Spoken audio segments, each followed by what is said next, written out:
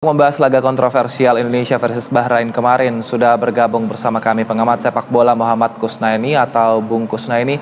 Selamat sore Bung Kusnaini. Ini keputusan wasit kemarin ini membuat pecinta sepak bola tanah air geram gitu dan mengungkapkannya di media sosial. Kalau menurut Bung Kus, kemarin seperti apa pertandingannya?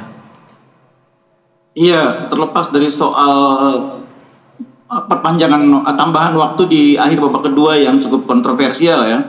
Secara keseluruhan memang beberapa keputusan yang dibuat oleh wasit di laga Bahrain lawan Indonesia memang cenderung merugikan timnas Indonesia memang ya. Meskipun tidak terlalu banyak, ada 2 atau 3 keputusan, tapi keputusan-keputusan itu memang terasa merugikan bagi Indonesia. Karena memang Indonesia secara keseluruhan bermain bagus ya, potensi menang itu ada, apalagi kita sudah sempat memimpin 2-1, sehingga momen-momen di mana keputusan wasit itu dibuat terasa sangat merugikan bagi Indonesia. Saya pikir itu poinnya. Tapi secara keseluruhan, kalau soal tambahan waktu 6 jadi 8 menit, sebetulnya secara regulasi tidak bisa dibilang melanggar juga gitu ya. Karena memang kewenangan untuk menambahkan waktu itu kan ada di wasit.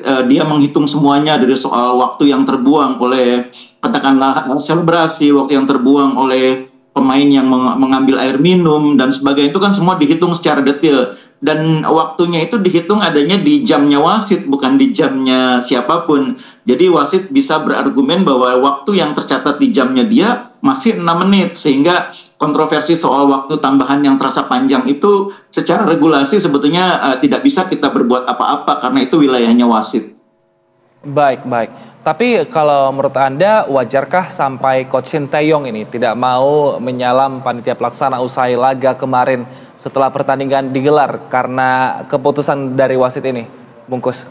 Itu momen di mana faktor emosional saya pikir sangat kuat ya, karena Sintayong sudah melihat betul-betul perjuangan para pemain sudah sangat habis-habisan. Menahan imbang Bahrain itu juga sebuah perjuangan yang tidak mudah ya, karena secara permainan, secara peringkat Bahrain itu sebetulnya masih di atas kita ya, dan mereka peringkatnya bahkan cukup jauh, mereka 70-an, Indonesia 130-an, sehingga memang ketika kita bisa unggul 2-1 sampai babak 2 kali 4-5 itu berlangsung, itu sebetulnya sudah merupakan pencapaian yang sangat luar biasa bagi Indonesia. Bahwa akhirnya skornya menjadi 2-2 di akhir laga, itulah saya pikir yang membuat Coach Sintayong sangat kecewa, karena proses gol kedua bagi tuan rumah itu seperti yang kita sudah bahas tadi, terjadi di masa ketika secara umum orang melihat waktunya sudah lewat dari 6 menit yang diberikan oleh wasit. Baik.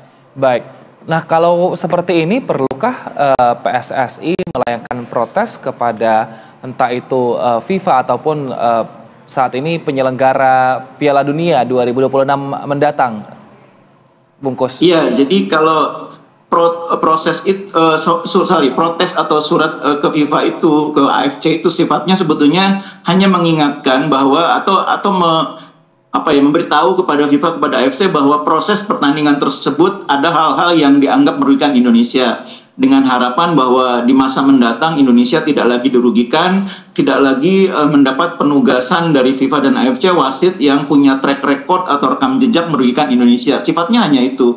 Tapi mengubah hasil akhir tentu tidak mungkin, karena hasil akhir adalah apa yang sudah diputuskan oleh wasit di lapangan, dan itu adalah hasil yang kita harus terima dengan lapang dada, yaitu skor 2-2. Itu yang harus kita terima. Tapi kalau kita bersurat juga bukan hal yang keliru. Kita tujuannya mengingatkan FIFA, AFC agar wasit yang seperti ini jangan lagi ditugaskan memimpin Indonesia karena punya rekam jejak yang merugikan Indonesia.